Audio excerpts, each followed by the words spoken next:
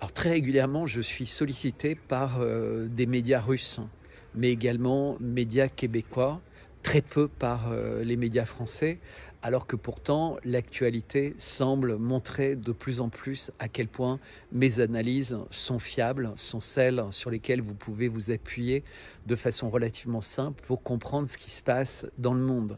Des analyses qui incluent évidemment le côté géopolitique, le côté financier, le côté social, mais également eschatologique qui est au cœur en réalité de toute l'évolution de la situation mondiale qui se dirige vers un chaos qui semble se cristalliser autour du Proche-Orient, mais également autour de l'Ukraine. Et le lien entre les deux régions du monde, ce sont les adorateurs du diable, ceux que j'appelle régulièrement les Khazars. Bref, il y a quelque chose de très eschatologique. Donc dans les 3 jours qui viennent, vous aurez une interview que j'ai réalisée au sujet de l'entretien entre Tucker Carlson et Lavrov à Moscou, passionnant.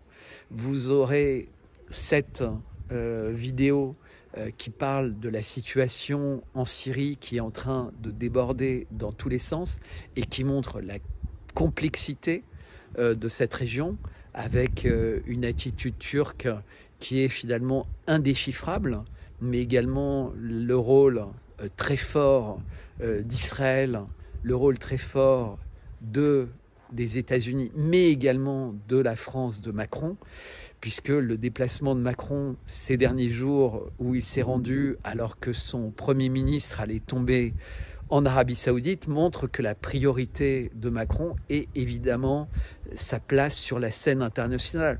Vous aurez remarqué que tout ce qu'il fait depuis des mois d'ailleurs, c'est pour être véritablement un personnage central en France et dans le monde.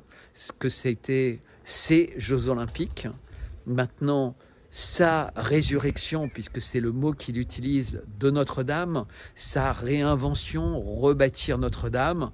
J'ai fait une longue vidéo sur le sujet où je pense comprendre que finalement le 3e temple, c'est non pas à Jérusalem qu'il va être construit, mais à Paris, et il se pourrait très bien que le 3e temple, ce soit Notre-Dame.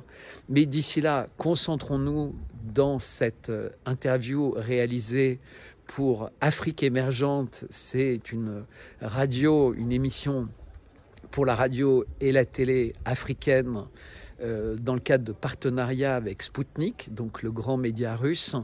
Et vous verrez, c'est finalement pas si compliqué que ça de comprendre l'enjeu économique, mais aussi l'enjeu eschatologique clé de la Syrie, qui finalement va être au cœur des débats lors des prochaines semaines et des pressions tout azimut de l'ancien gouvernement américain, mais également du nouveau gouvernement américain.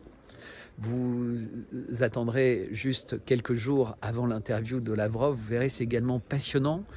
J'ai, au cours des derniers jours, moins écrit de lettres Substack parce que j'étais complètement pris par cette actualité, par les longues vidéos, mais également par un projet de livre. Donc Substack va revenir pendant le week-end. Je vous rappelle, c'est substack.com et mon nom est Bertrand55, substack.com et mon nom est Bertrand55. Vous pouvez me contacter pour le miel à bertrand@55bellechasse.com et dans la description de cette vidéo, vous avez toutes les informations pour m'aider éventuellement avec PayPal, Tipeee, Litchi, etc. Il y a d'autres projets qui sont en cours, dont un projet de livre, mais Substack va rester mon média de prédilection. J'y tiens particulièrement, je peux y exprimer véritablement le fond de ma pensée avec des longs articles que j'espère petit à petit rendre de plus en plus digestes. Le prochain est véritablement concentré sur ce qui est en train de se passer à Notre-Dame. Comme 3e temple, j'ai réuni énormément d'informations au cours des derniers jours et des dernières semaines, le côté cabale, etc. et à quel point le fait que beaucoup de dirigeants du monde viennent pour l'inauguration, mais également des chanteurs, des écrivains, des philosophes, des penseurs pour ce sacre finalement de Macron est quelque chose qu'il ne faut absolument pas sous-estimer. Je sais qu'en France, beaucoup de gens continuent à prendre Emmanuel Macron pour un pantin, pour un minable, pour un moins que rien, et pourtant vous devriez constater qu'il nous montre encore avec ce qui se passe avec Barnier, avec l'Assemblée nationale, qu'il est complètement le maître des horloges, puisqu'il montre que l'Assemblée nationale finalement ne sert à rien. Elle vient de virer le gouvernement, mais elle n'a plus aucun poids, puisque le poids de l'Assemblée nationale, elle est dirigée vers le Premier ministre, pas vers le Président de la République. Donc Macron, indépendamment de l'article 16 de la Constitution, a aujourd'hui de fait les pleins pouvoirs sur la France et sur le destin de la France. Est-ce qu'il ira jusqu'à faire appel à l'article 16 dans quelques jours pour son anniversaire, par exemple, qui sera le 21 décembre pour le solstice d'hiver? Et qu'est-ce qui se passe ce 21 décembre, qui semble être un jour très particulier? On verra. De toute façon, on est toujours surpris parce qu'on ne peut pas imaginer, comme pense un psychopathe ou quelqu'un qui se croit être l'antéchrist, voire même qu'il est pour une partie importante de ses adorateurs, entre guillemets, de ses sbires. En tout cas, on est clairement au-devant d'une période extrêmement compliquée. La patience des Russes arrive à son terme. Les Iraniens doivent en avoir plus que marre d'être bombardés tous les jours, partout, par les Américains et les Israéliens, qui s'en donnent cœur joie en ce moment par terrorisme, mais par leurs aviations interposées sur le théâtre syrien, après avoir fait une destruction quasiment totale du sud du Liban et d'une grande partie de Beyrouth, et une destruction totale avec le génocide de Gaza, et maintenant également en Cisjordanie. Donc voilà, je vous invite à me suivre, je vous invite à partager cette vidéo, je vous invite également, comme j'essaie de vous le dire le plus souvent possible, à m'aider parce que c'est vital, c'est extrêmement important. Vous pouvez le faire en faisant des dons, vous pouvez le faire en me contactant pour du miel à bertrand@55bellechasse.com, mais vous pouvez aussi le faire en vous abonnant avec une formule payante à ma lettre d'information sur Substack, substack.com, où je suis Bertrand55. Mon mail pour tous les échanges étant Bertrand, BERTRAND, @55bellechasse.com. 55 BELLECHA2SE.com. Comme je vous le disais, dans le courant du week-end, une nouvelle lettre Substack qui reprendra la couverture de The Economist 2025, ce qui est en train de se passer avec Notre-Dame et une analyse sur ce qui risque de se passer dans le monde, ainsi que des liens vers mes vidéos les plus récentes. Voilà, je vous remercie et passez un beau moment avec cet entretien pour Afrique émergente qui date de jeudi. Voilà, à bientôt.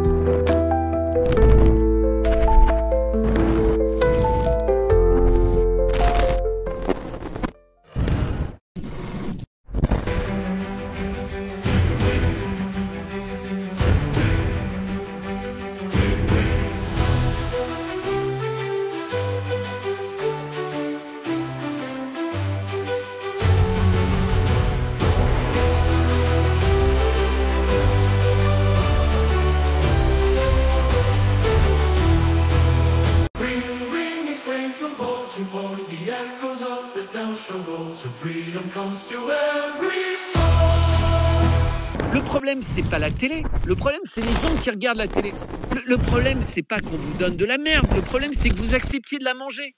Le problème, c'est pas le tyran. Le problème, c'est les esclaves.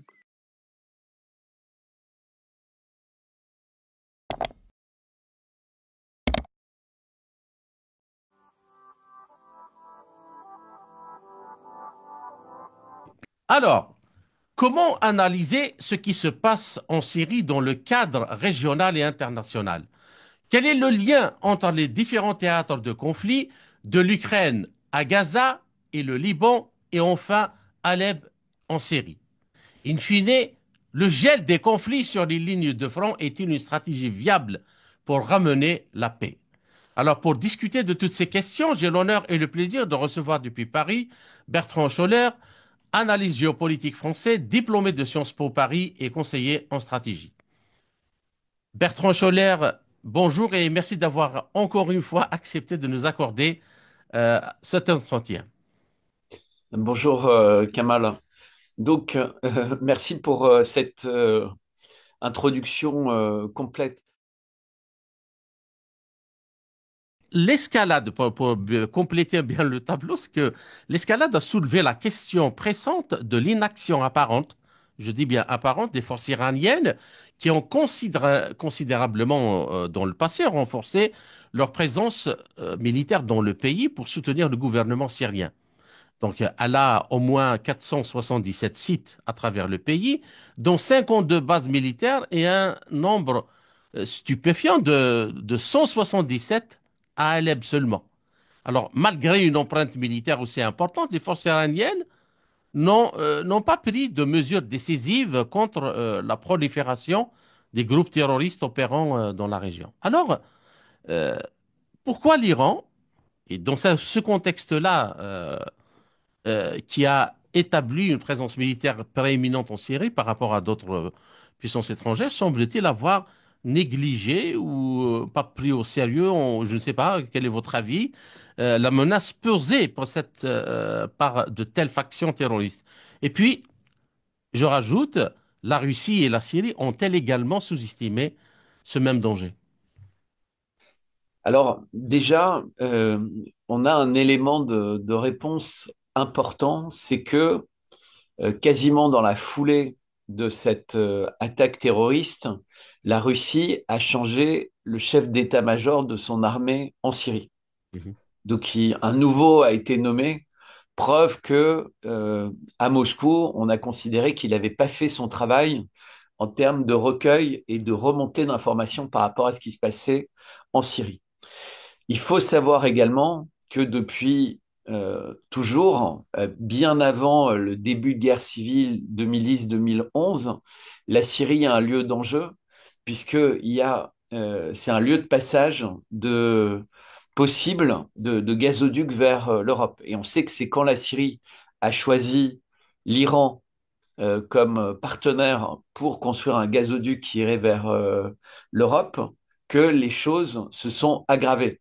Puisque maintenant, mhm, il y a le gaz d'Azerbaïdjan, le gaz du Qatar, le gaz des Émirats, enfin bref, tout le monde veut envoyer son gaz vers l'Europe puisque la Russie ne le fait plus, encore plus qu'avant, avant la destruction de Nord Stream 1 et 2. mhm, Et donc, qu'est-ce qui s'est passé? Au cours des derniers mois, pratiquement tout l'état-major iranien qui était habitué à travailler dans cette région a été tué. On a eu d'abord ces bombardements sur le consulat d'Iran à Damas, où mhm, le chef des gardiens de la révolution pour la région était présent. Il a été tué avec 6 de ses proches collaborateurs. On a eu ni, Nifou, celui qui a été tué avec Nasrallah, mais Niforoucham, mhm. c'est ça, qui a été Je ne me tué, rappelle pas du nom, pardon. Niforoucham, qui a été tué également à Beyrouth lors des bombardements qui ont tué Nasrallah. Et on a beaucoup d'autres officiers supérieurs iraniens qui ont été tués au cours des derniers mois par l'armée israéliennes et sans doute peut-être même plus qui ont été tuées par le Mossad, puisque c'est un des modes opératoires d'Israël. Mhm, Donc, autant le Hezbollah a été extrêmement décapité, les gardiens de la révolution, ceux qui étaient sur cette zone, ont été largement décapités, et manifestement, la Russie a considéré que son chef n'était pas compétent. Et par ailleurs, la Syrie venait de revenir dans la Ligue arabe, avait été à des réunions de la Ligue arabe auxquelles participait la Turquie.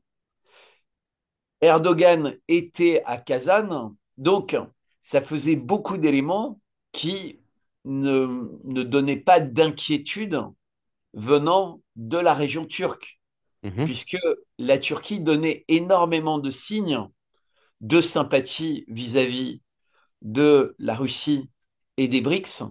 Et donc, on ne pouvait pas imaginer qu'elle était en train, enfin, tous ces chefs Parce militaires, que, soyons bien, je ne sais pas quel est votre avis, mais euh, il est clair que la Turquie a permis cette attaque. justement, C'est le justement, moins que l'on puisse dire. justement, non seulement c'était imprévisible, surtout avec ce timing, puisque comme vous l'avez rappelé, le timing est quand même étourdissant. Il y Mhm, a un cessez-le-feu signé entre Israël et le Liban, et je dis bien entre Israël et le Liban, alors qu'il n'y a jamais eu de feu de l'armée libanaise vers Israël. absolument. Le Hezbollah, à aucun moment on a entendu qui du Hezbollah était partie prenante de ce cessez-le-feu, alors qu'il y avait uniquement un conflit entre le Hezbollah et Israël. Donc, ce qui est dans la foulée, alors que le Hezbollah était un partenaire extrêmement important du régime d'Assad pour le stabiliser et le sécuriser pendant la première grande période de guerre civile qui allait de 2011 à 2015-16, quand la Russie est vraiment intervenue et a changé la donne du conflit. Mais jusqu'à là, c'était beaucoup l'Iran et le Hezbollah, mais beaucoup plus le Hezbollah que l'Iran. Mhm, Et donc, ce qui manque le plus cruellement, et ce qui a manqué le plus cruellement là pendant ces premiers jours, c'était véritablement la présence du Hezbollah, qui a quelques milliers de soldats qui auraient pu mettre beaucoup plus facilement que l'Iran à la disposition de la Syrie. Parce que la situation pour la Syrie, elle n'est pas simple, hein. Le pays est sous sanctions et son bombardement continuel. mhm. Assad est un partenaire stratégique enfin, la Syrie est un partenaire stratégique de la Russie, de l'Iran et du Hezbollah, mais il y a des pressions pour qu'ils stoppent leurs relations, en tout cas sur le plan militaire, avec l'Iran. Oui, Donc oui. les Américains font d'énormes pressions sur eux, les Israéliens, évidemment les Européens, en leur disant, si vous voulez revenir, entre guillemets, dans le concert des nations, vous devez couper vos liens avec l'Iran, qui en réalité est le grand ennemi, avec la Russie. Et donc, comme l'ont dit les Iraniens, si la Syrie nous demande officiellement d'intervenir, on pourra intervenir. Donc, quelles ont été réellement au cours des dernières semaines les demandes de la Syrie vis-à-vis de l'Iran? Si tu veux, c'est pas clair, hein. Il y a beaucoup de gens qui essaient de dire que l'Iran aurait abandonné un peu la Absolument. Syrie dans Je le... voulais justement vous demander ça. C'est pas uniquement la Syrie. Ils disent que l'Iran a même abandonné tout l'axe de la résistance. Il a abandonné la Syrie, il a abandonné le Hezbollah, il a abandonné les Houthis au Yémen, il a abandonné le Hezb al-Sha'bi. C'est-à-dire en fait, l'Iran change complètement de stratégie par rapport à celle de l'unité des théâtres d'opération que le général Qasem Soleimani avait dans le temps mis sur pied. Alors, Soleimani était vraiment un général assez exceptionnel, comme Poutine, un président assez exceptionnel. On n'en trouve pas comme ça régulièrement dans un pays. Donc, il avait imaginé cette stratégie, mais on a eu ensuite ce président, Raisi, qui est mort dans un étrange accident d'hélicoptère et qui, lui, a considéré que la stratégie essentielle à mettre en œuvre dans l'intérêt de l'Iran, c'était une stratégie diplomatique très forte vis-à-vis des grands voisins, que sont le Pakistan, l'Arabie saoudite et également l'Azerbaïdjan, puisqu'on Mhm. sait que il est mort dans un accident d'hélicoptère qui le faisait revenir d'Azerbaïdjan. Ouais, Et ouais. cette stratégie a eu beaucoup de succès, puisqu'on a eu une baisse du nombre d'attaques terroristes vers l'Iran venant du Pakistan, et on a eu véritablement un réchauffement des relations entre l'Arabie saoudite et l'Iran, à tel point que dès le début de l'opération terroriste, et je dis bien opération terroriste, pas acte terroriste, pour montrer le caractère militaire, euh, l'Arabie saoudite s'est déclarée totalement solidaire de, du régime de Bachar al-Assad et donc de la Syrie telle qu'elle est aujourd'hui. Ce qui était une Et même déclaration, de l'Iran. Et même et de même de l'Iran, l'Iran. lors du dernier sommet, justement, de la Ligue des États arabes, à Riyad, le prince héritier, Mohammed Ben Salman, avait justement défendu l'intégrité territoriale de l'Iran et ses choix de souveraineté politique. Exactement. Et ils ont suspendu toute perspective de lien et d'accord avec Israël tant qu'il n'y aurait pas un État palestinien. Mais D'accord, il faut savoir, comme vous l'avez dit dans l'introduction, que le cadre des négociations est beaucoup plus large, puisqu'on avait vu Emmanuel Macron en réunion à New York avec le nouveau président iranien essayant de mettre en place, entre guillemets, des conditions d'apaisement au Liban. Ça, mhm, c'était il y a à peu près un mois et demi, 2 mois. Et on sait également que dans la foulée de cette réunion, contrairement à ce qu'avait promis Macron au nouveau président iranien, qu'est-ce qui s'est passé? Bombardement massif du quartier de Narié à Beyrouth, avec plus de 700 morts, je crois, ou 1000 morts, mhm. enfin, dont Nasrallah, dont le général Niforoucham d'Iran, et ce qui prouvait bien que cette manœuvre de Macron, c'était pour baisser, entre guillemets, la garde des Iraniens et du Hezbollah à Beyrouth. Et résultat, ils sont massivement morts alors qu'ils venaient déjà de subir une attaque terroriste très forte avec leur pager, ce qui explique D'accord. qu'ils étaient si nombreux réunis. Non, mais j'explique ça pour dire que les Iraniens et les Syriens, et comme l'ont été les Russes avant l'épisode de Boutcha, quand il y avait la paix qui était négociée, ont face à eux des gens qui mentent et qui trichent en permanence, y D'accord. compris. Justement, par rapport à ça, Bertrand, j'aimerais vous poser, parce que là, quand on fait une évaluation de la dynamique militaire en Syrie, euh, il y a un contraste frappant entre les forces iraniennes et les contingents turcs. Et la Turquie maintient une présence aussi militaire importante avec 12 bases et 114 points militaires, 50, 58 situés à Alep et 51 à Idlib. Et si ces chiffres donc peuvent être éclipsés par la taille donc des forces iraniennes, en revanche, la véritable signification des capacités qui résident dans les capacités elle réside dans les capacités supérieures de l'armée turque. Et l'armée turque en Syrie euh, elle est armée d'artillerie, de chars, de véhicules blindés et possède également des systèmes antiaériens avancés, des dragueurs de mines, des technologies de communication sophistiquées et ainsi de suite. Alors, cette Alors, infrastructure militaire positionne justement la Turquie comme un acteur influent dans le oui, passage, dans le mais, paysage géopolitique actuel en Syrie. mais Alors, un acteur influent qui était censé être en paix ou en tout cas en amélioration de ses relations avec la Syrie. mhm, Et donc, c'est vraiment la contingence des deux, c'est-à-dire que tous les regards des pays de cette région étaient en train, donc la Syrie et l'Iran, en train de voir comment ils pouvaient éviter l'effondrement complet du Hezbollah. Et quand je dis complet, c'est vraiment complet. Je ne parle pas des soldats sur le terrain. Il y a Parce que toujours... justement, mais c'est là où je voulais en venir.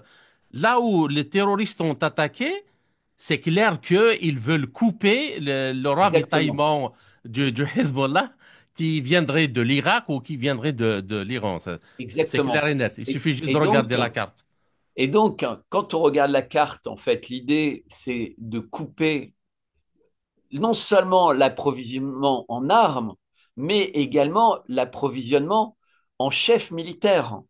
C'est-à-dire qu'aujourd'hui, ce qui manque le plus au Hezbollah, c'est des personnes qui peuvent les coordonner.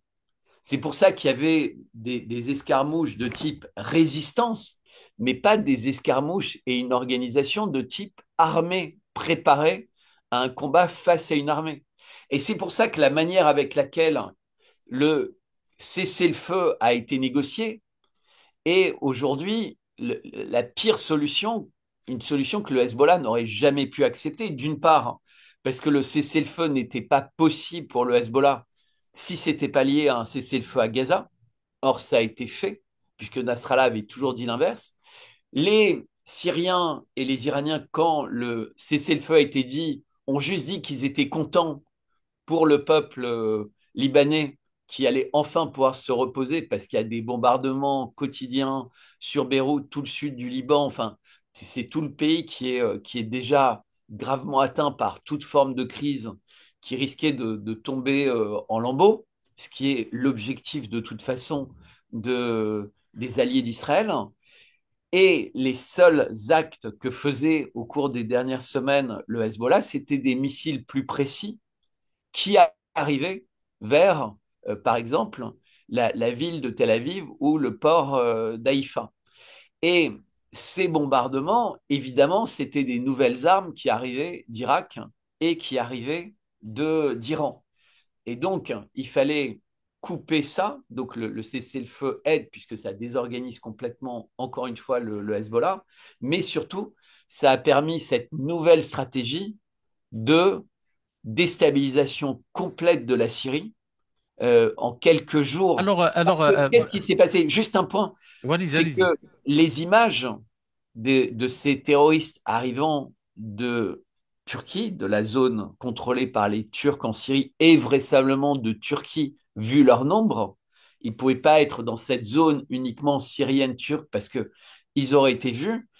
Eh ben, ils étaient équipés de façon étonnante. C'est-à-dire qu'ils étaient tous en uniforme de la tête aux pieds, avec les mêmes bottes, les mêmes combinaisons, les mêmes gilets pare-balles, les mêmes casques.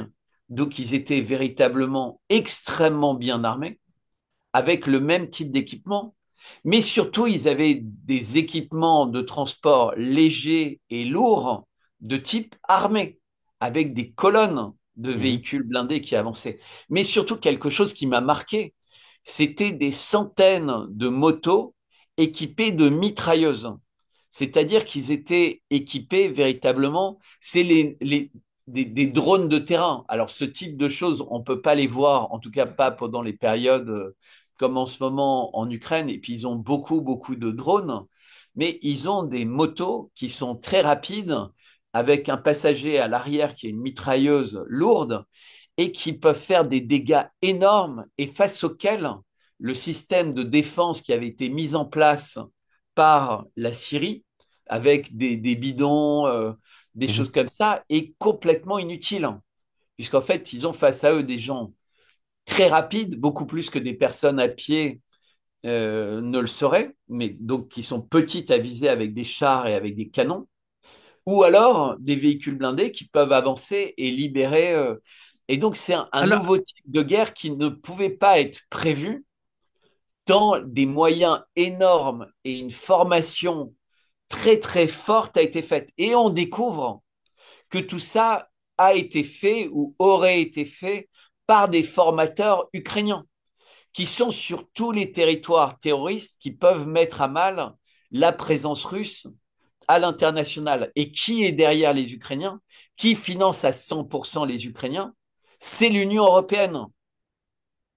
Et les puisque États-Unis. les Américains financent Avant et de passer hésitent. justement à cet aspect-là plus global, j'aimerais quand même qu'on précise un point. Alors, il y a beaucoup d'analystes qui disent que cette manœuvre de la Turquie, justement, qui cherche à servir ses intérêts, sert aussi les intérêts d'Israël et contribue à maintenir un contrôle rigoureux sur les frontières entre la Syrie et l'Irak.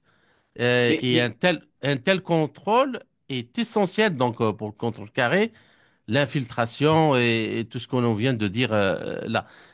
mais il n'y a Euh, aucun conflit qui se passe si ça ne sert pas les intérêts d'Israël. Aucun. C'est-à-dire que ce soit par rapport au multiethnisme, etc., comme ça s'est passé avec la guerre en Yougoslavie, que ce soit par rapport à la destruction de la Sainte-Russie, que ce soit par rapport au Grand Israël, quel que soit le conflit au monde, on y trouve l'empreinte soit d'Israël, soit d'une vision juive du reste du monde, non juif, entre guillemets, et telle qu'elle est présentée dans le Talmud.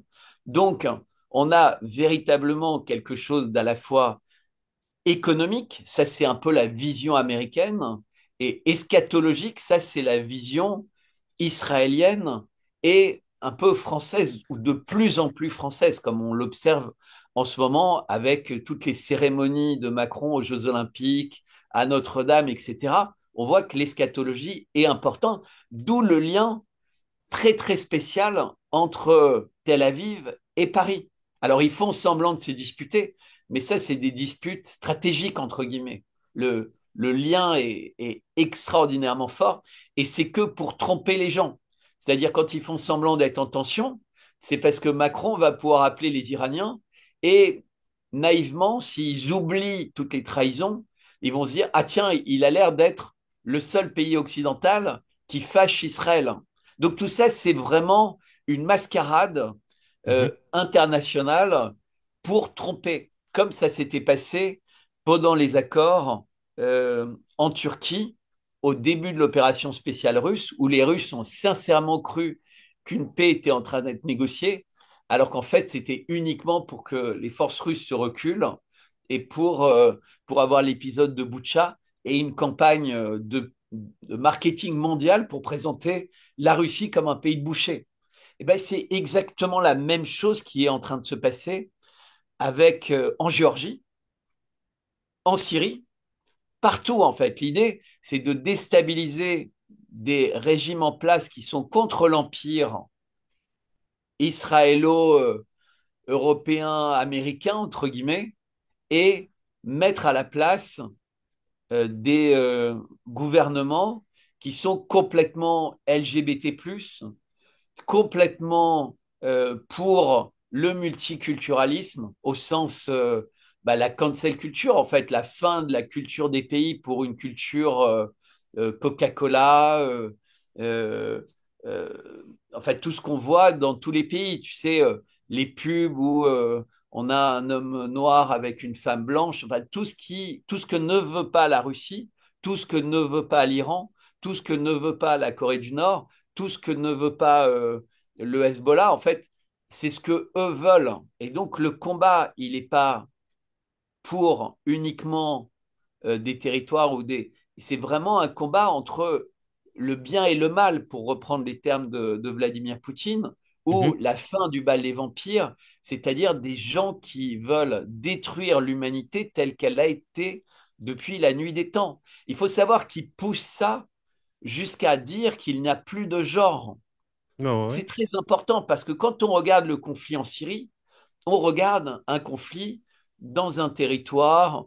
euh, Personne n'imagine d'ailleurs que la Syrie est si grande parce que Damas est tellement près du Liban et d'Israël que les gens ne réalisent pas que la Syrie est grande et que à peu près le tiers du territoire est contrôlé par les Américains depuis 2016, Absolument. que toute la bande nord est contrôlée par la Turquie et que depuis plus de 40 ans, euh, les Israéliens contrôlent les plateaux du Golan qui surplombent la ville de Damas. Donc la ville de Damas, elle est véritablement sous une épée de Damoclès de missiles et d'avions, puisqu'il y a toujours des avions israéliens qui peuvent y arriver très rapidement. Donc la Syrie est obligée d'essayer d'être prudente, d'essayer d'être diplomatique.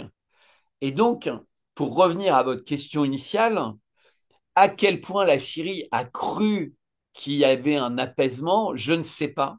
Ce qui est certain, c'est que en annonçant le cessez-le-feu, Netanyahou a immédiatement montré du doigt Assad Mhm. et on savait déjà que la guerre allait commencer et ça n'a pas tardé puisque moins de 24 heures après, il y avait une véritable guerre d'Israël, de l'Union européenne, puisqu'encore une fois, ce sont des formateurs ukrainiens aguerris, entre guillemets, à la guerre, qui sont venus. Et là, il y a toutes les preuves maintenant qui ont été Maintenant, réunies. dans la rue arabe, justement, ou musulmane, on se demande tous ces djihadistes qui crient Allahu Akbar pour aller tuer les Syriens, Oui, qu'est-ce qu'ils font par rapport à ce qui se passe à Gaza, à ce qui se passe rien, au rien. sud du Liban? On ne les Et a pas entendus. Et d'ailleurs, donc, il faut quand même rappeler cela montre qu'ici, très bien qui finance ouais, qui arme qui entraîne qui, et qui travaille pour les intérêts de qui. mais on peut remonter en arrière. Le, C'est, le, le plus grand terroriste de l'histoire, c'est qui le plus grand terroriste de l'histoire qui aurait fait tomber les tours jumelles? oui, C'est qui? oui, c'est C'est les Américains. Il absolument. était dans la CIA. Lui n'a été qu'un visage qui a été utilisé pour dire ce sont les Arabes qui viennent porter un coup fatal à la civilisation américaine et pour lutter contre eux, on va devoir faire le Patriot Act parce que l'ennemi est à l'intérieur. Avant de passer donc aux questions de cette seconde partie, j'aimerais bien vous demander quel est votre avis sur la stratégie de la Russie actuellement? Parce que il est clair que la Russie, la chose la plus positive qui puisse advenir, c'est que l'armée syrienne obtienne une victoire rapide sur ces terroristes.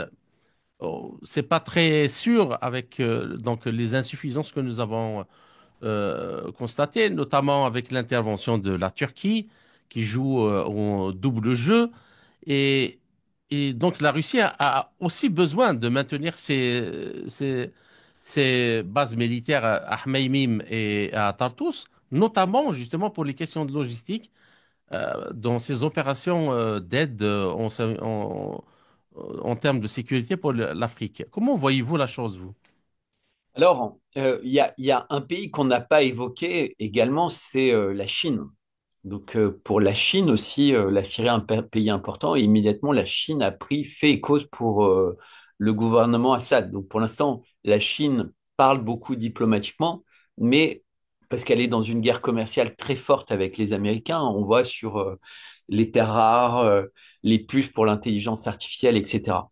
Mais effectivement, la Russie, elle est extrêmement sollicitée sur le terrain avec l'opération spéciale en Ukraine, qui se passe bien d'un point de vue militaire, mais la Russie, en fait, je vais dire quelque chose qui va résumer véritablement les choses. Qu'a fait Vladimir Poutine il y a quelques jours Mhm, face au risque de nombreux missiles longue portée à l'intérieur du territoire russe fournis par l'OTAN, en l'occurrence les États-Unis, la France et l'Angleterre, la Russie a envoyé un missile Oreshnik. Ce missile, tout le monde a vu les images, il est inarrêtable, même sans charge nucléaire ou conventionnelle, juste la force cinétique du missile détruit tout là où il tombe. Donc c'est beaucoup plus efficace quelque part que l'arme nucléaire, puisque mhm, les Russes ont montré qu'ils avaient un missile qui était capable de détruire une armée ennemie, des états-majors ennemis, des sites de production d'armes ennemies, sans que personne ne puisse même espérer les arrêter. et avec une précision énorme. Qu'a fait l'Occident face à ça? En principe, tu vois, quand tu as un ennemi qui montre qu'il est tellement plus puissant que toi dans une confrontation militaire, eh bien, tu, raisonnablement, essaies de trouver une solution de paix, entre guillemets, en tout cas d'accalmie. Eh bien, l'Occident a montré qu'il avait une arme encore plus fatale que l'arme militaire, c'était sa guerre hybride en utilisant des terroristes partout dans le monde, Mhm. en utilisant des sanctions partout dans le monde, en utilisant des révolutions de couleur partout dans le monde. Donc la réaction immédiate de l'Occident à Oreshnik a été l'accentuation de la pression sur la Géorgie. Et là, ça rentre dans un niveau très fort, Absolument. puisqu'il y a des personnages à notoriété internationale qui font semblant d'avoir été tabassés par les forces de l'ordre, donc pour avoir une prise de conscience mondiale que le peuple est frappé par un gouvernement que les Européens considèrent comme non légitime. On a des élections en Roumanie, il va se passer la même chose. On a eu des élections en Moldavie qui étaient gagnées par le non et qui ont été étonnamment gagnées de quelques voix par le oui grâce à des votes qui venaient de l'étranger. Personne ne comprend réellement comment ça s'est passé, aussi bien pour le référendum que pour les élections parlementaires. Et là, on a un afflux de terroristes. Et Kamal, vous avez parlé des terroristes qui arrivaient de Turquie, mais Mhm. on a également une ligne de front qui est en train d'être mise en place du côté du territoire occupé par les Américains. Oui, oui. Les Américains tirent également des missiles avec des avions sur les camps iraniens, puisqu'en fait, ce qui intéresse le plus les Américains, mais Trump inclus, c'est de faire du mal à l'Iran. Ce qui est un peu compliqué avec la stratégie de Donald Trump, c'est qu'il a également cette position très très ferme vis-à-vis de l'Iran.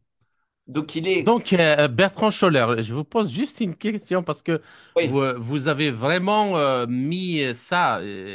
Nous ne pouvons qu'être d'accord avec vous dans une perspective beaucoup plus globale que l'aspect régional, en évoquant ce qui se passe en Géorgie, et dans les Balkans aussi, hein, ouais, dans ouais, les dans les Balkans, de Balkans. ce qui Le s'est passé Kosovo, c'est dernièrement. toujours Ouais, brûlant. ouais.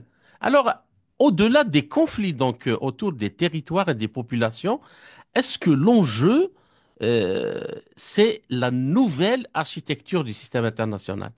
Donc, est-ce que la Russie, l'Iran, la Chine, que vous venez de citer, additionnés aux autres pays, par exemple des BRICS ou des BRICS plus 13, et l'organisation de l'OCS, qui font la promotion d'un monde multipolaire en rivalité avec les États-Unis, Israël et leurs alliés otanesques et européens. Là, le seul mot que vous n'avez pas utilisé, Kamal, c'était dollar.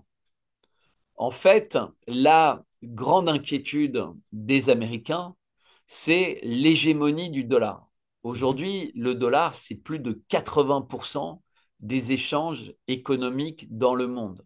C'est incontournable. Et d'ailleurs, aucun pays, et encore moins les pays des BRICS, ne souhaite détruire cet outil qui a mis 50 ans pour prendre cette position et et qui, s'il disparaissait trop subitement, entre guillemets, entraînerait un chaos énorme de toutes les économies mondiales, des guerres civiles partout, etc. Donc c'est l'intérêt de personne. En revanche, quand on veut faire un monde multipolaire et que l'acteur qui contrôle le dollar utilise sa monnaie comme une arme de guerre, comme une arme de coercition, c'est pas possible.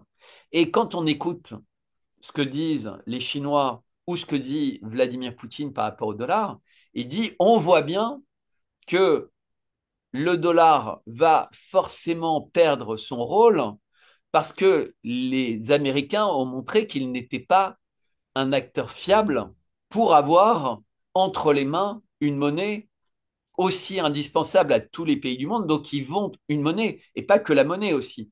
Les systèmes financiers, le SWIFT, etc., puisque la Russie en a été sortie, l'Iran en a été sorti. Donc, en fait, on est sorti du SWIFT, pas quand on agit mal vis-à-vis de la communauté internationale, mais quand on est jugé mal par les États-Unis.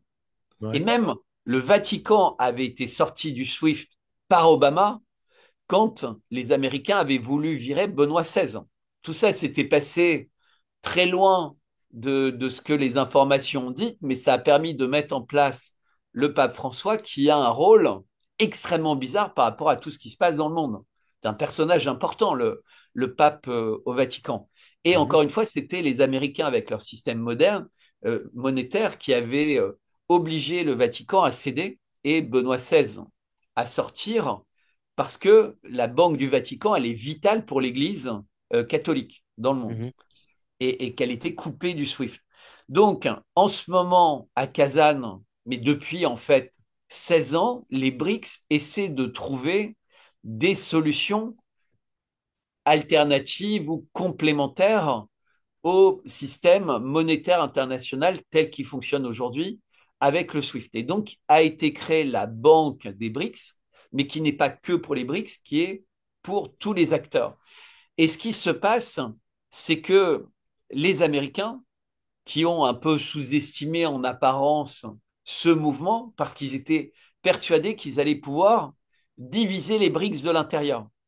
Mhm. Ils allaient pouvoir convaincre finalement la Turquie de ne pas s'y intéresser.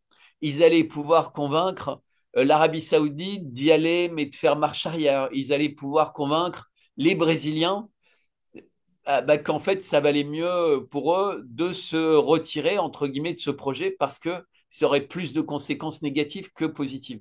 Donc, ils ont cru qu'ils auraient la possibilité de déstabiliser les BRICS de l'intérieur. Et ils font tout pour y parvenir.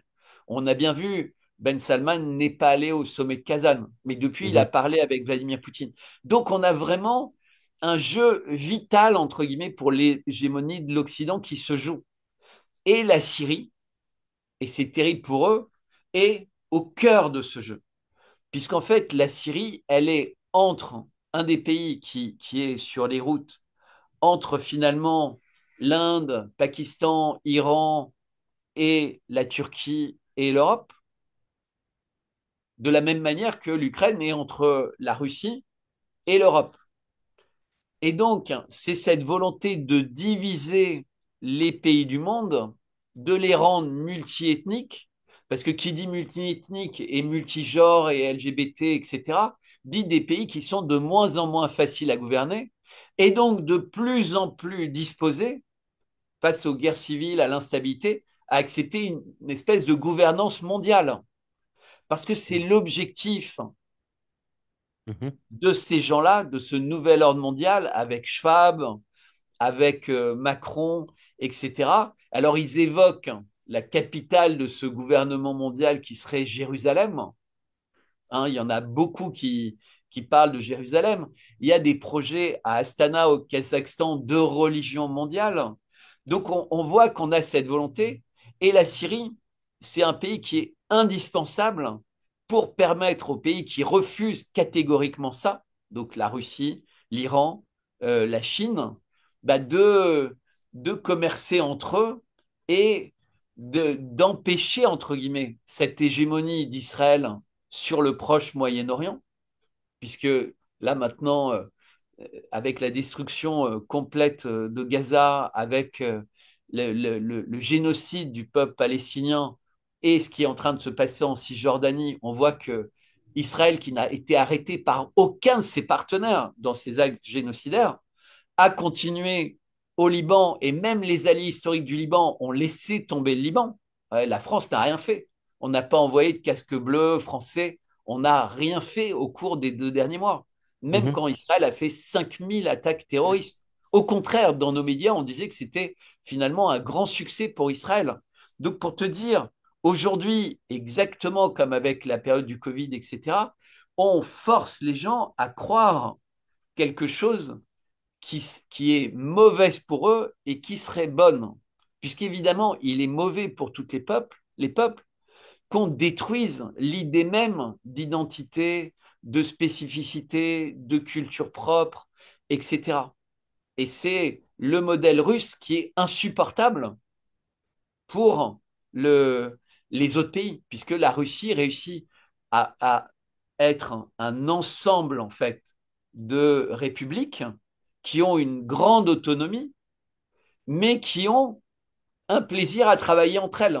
Alors que Mhm. le système tel que les Américains, les Israéliens, les Français, pour résumer, veulent, c'est un système à l'européenne qui est la quintessence du communisme, avec une administration non élue qui décide de tout pour les peuples. Également les médias qu'ils ont le droit de regarder. Mhm. Également la manière avec laquelle les élections doivent se passer au sein de l'Union européenne et en dehors de l'Union européenne. Puisqu'on voit les déclarations de l'Union européenne face à la Géorgie, face à la Syrie, face à dans tous les conflits du monde, alors que l'Union européenne n'est pas un acteur politique. Ça commence à être un acteur diplomatique, mais qui n'est organisé que contre la Russie. Et finalement, contre, il n'est pas Alors, utilisé par rapport comme à ça, Bertrand diplomatie. Scholler, si nous Oui, replaçons justement la guerre par procuration en Ukraine dans un contexte historique plus lent et plus large, euh, on peut dire que le conflit n'a pas commencé en février. Il n'a commencé ni en février 2022, ni avec le coup d'État soutenu par la CIA à Kiev en février 2014, ni même pas avec la révolution orange financée par les États-Unis en 2004. Donc ce conflit remonte au fait, euh, au moins, le moins que l'on puisse dire, à la guerre froide et la création de l'OTAN et mais associe non, ce... le conflit, il remonte bien avant la révolution bolchevique.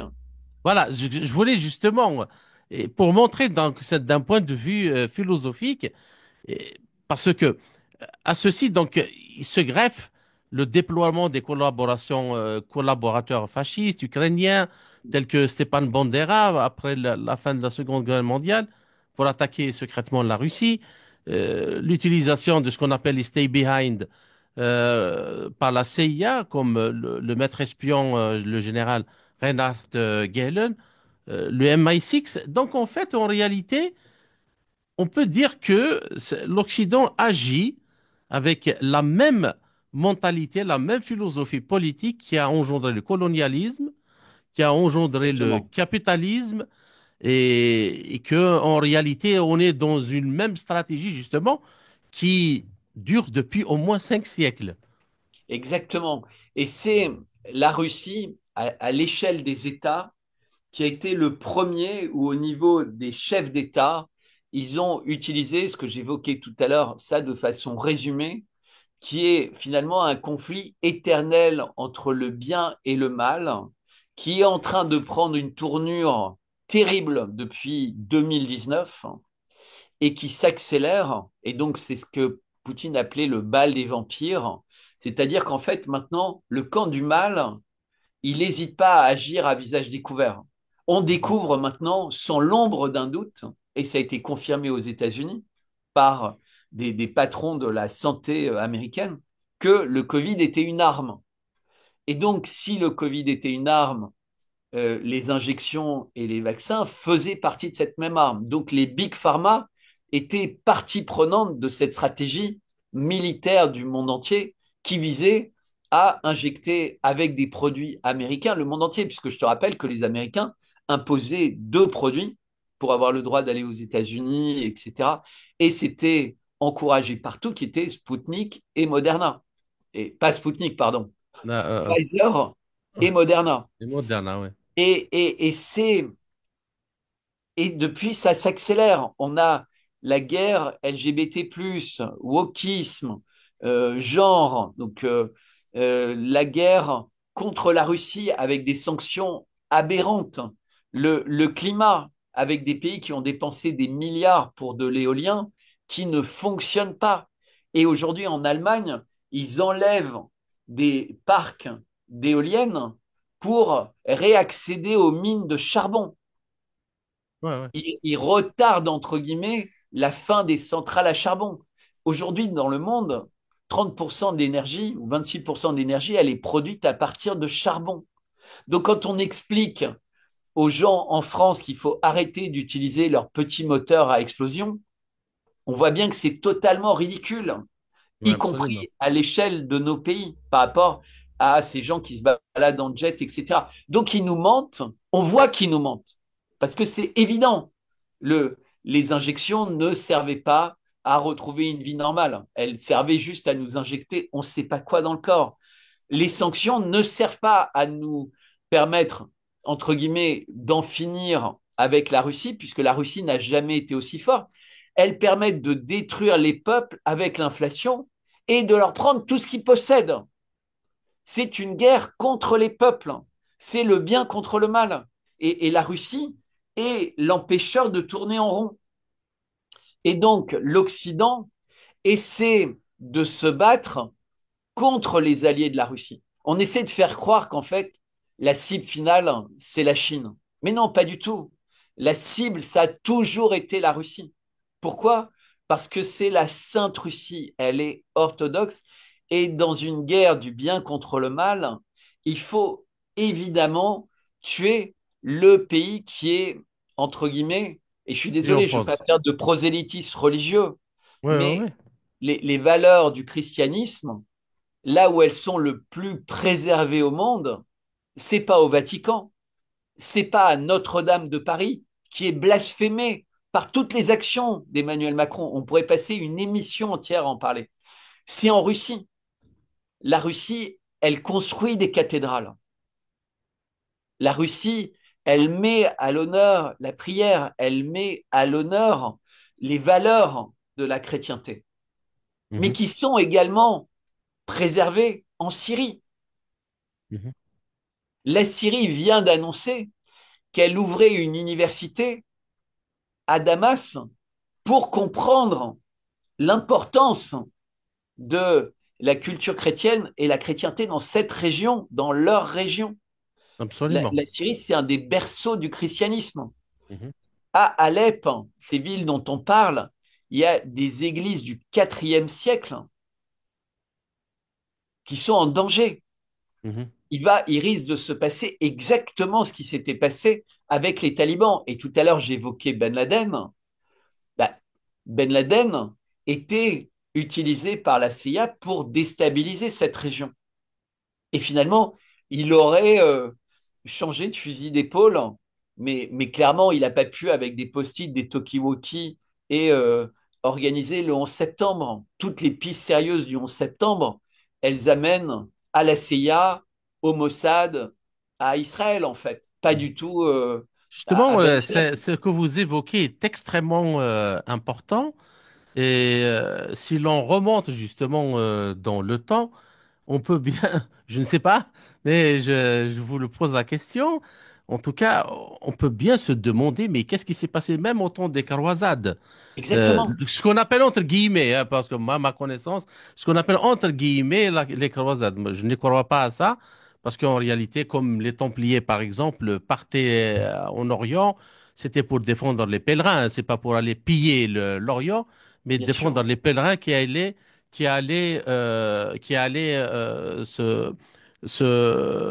enfin, qui allaient en pèlerinage dans la Terre Sainte.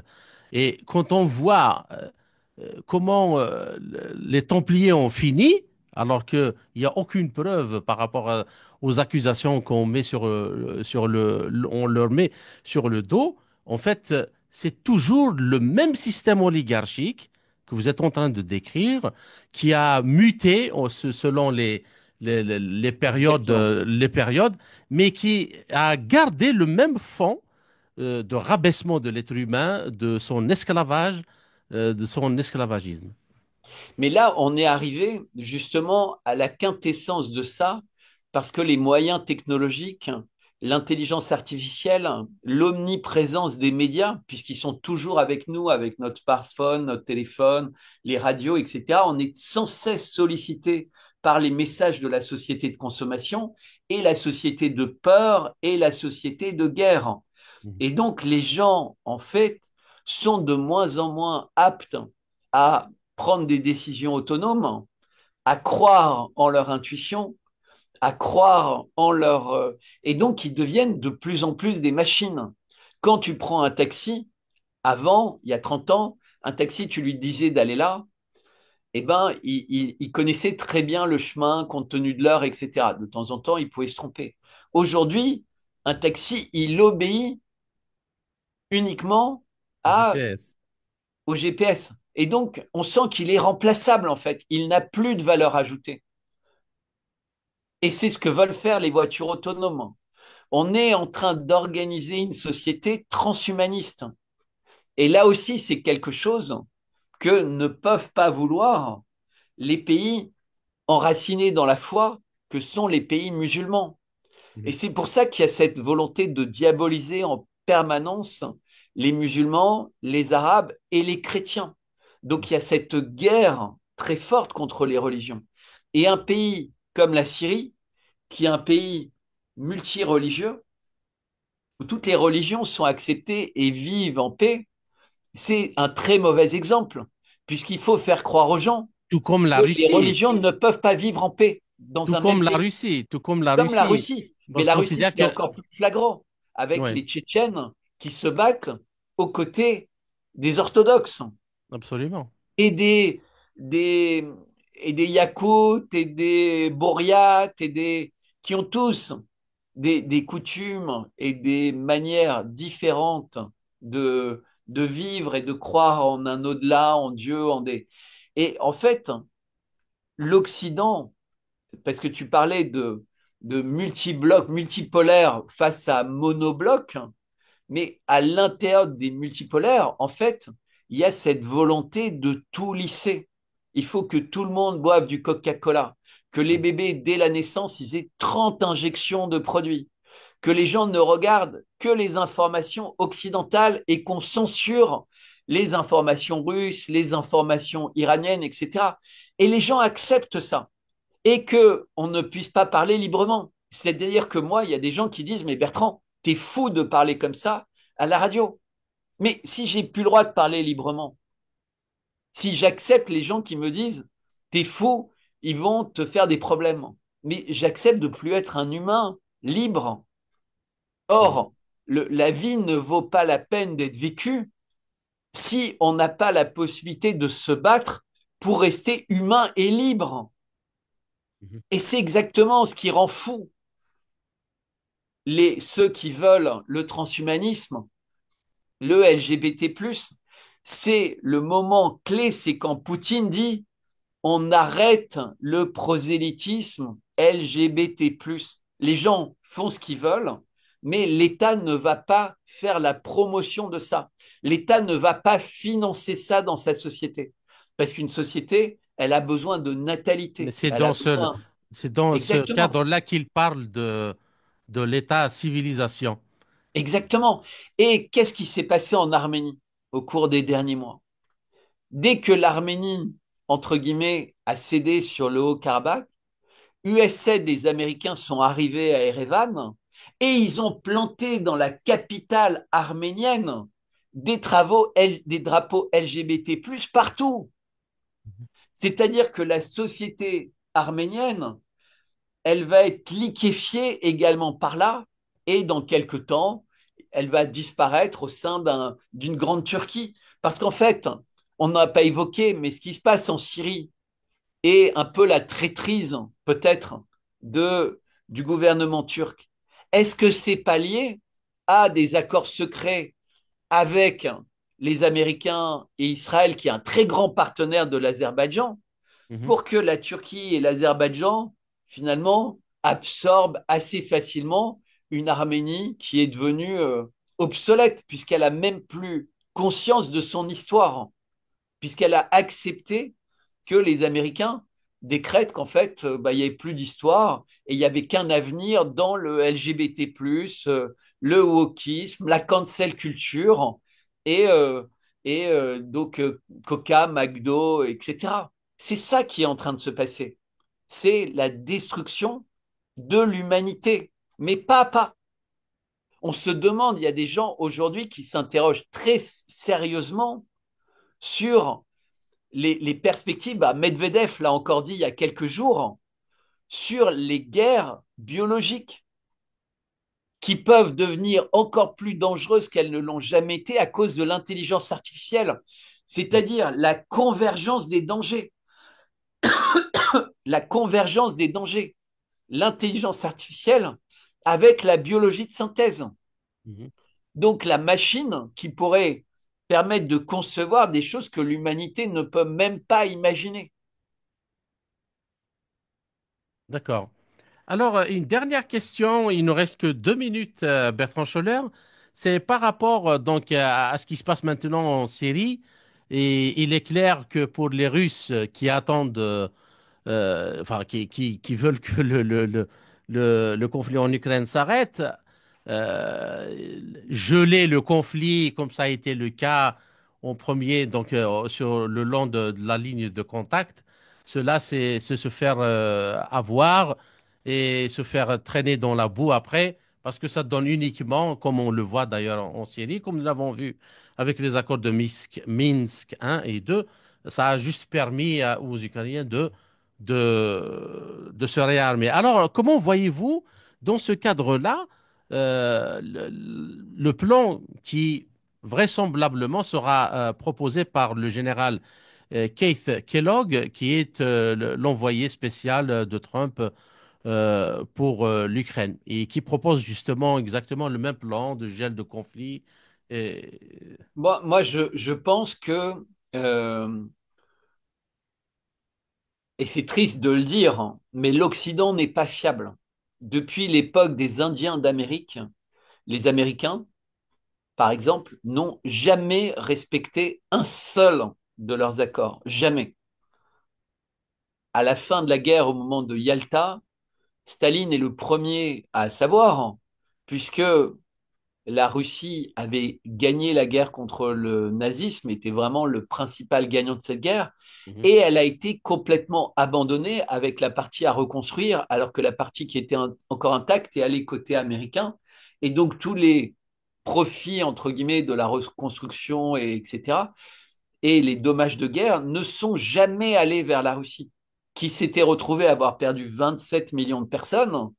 avoir toute son industrie non militaire entièrement détruite, entre guillemets, et la famine, puisque tous les champs, tous les jeunes fermiers avaient été tués, et il n'y avait plus de mécanisation, entre guillemets.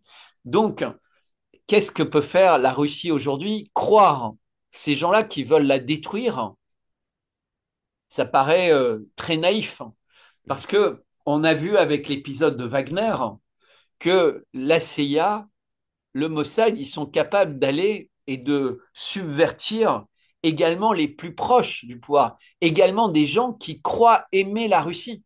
Parce que je pense que le patron de Wagner, il croyait faire ça, et c'était un nationaliste très fort pour la Russie, il croyait faire ça dans l'intérêt de la Russie. Il n'avait pas aucune conscience politique. Donc la subversion, la compromission, les affaires Epstein, etc., l'Occident utilise tous les moyens. La guerre biologique D'accord. contre la Chine, contre la Russie avec le Covid.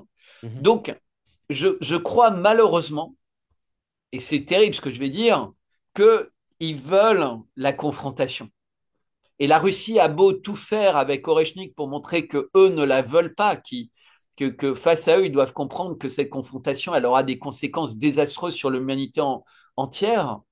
Ils ne veulent pas s'arrêter. Et comme les peuples ne peuvent même pas choisir leurs nouveaux dirigeants, c'est très compliqué. Bertrand Scholler, je vous remercie pour toutes ces analyses et tous ces éclairages. Ça a été un plaisir de vous recevoir aujourd'hui. J'espère vous retrouver dans les quelques semaines à venir dans un autre entretien pour traiter d'un autre sujet. Merci encore une fois et à très bientôt.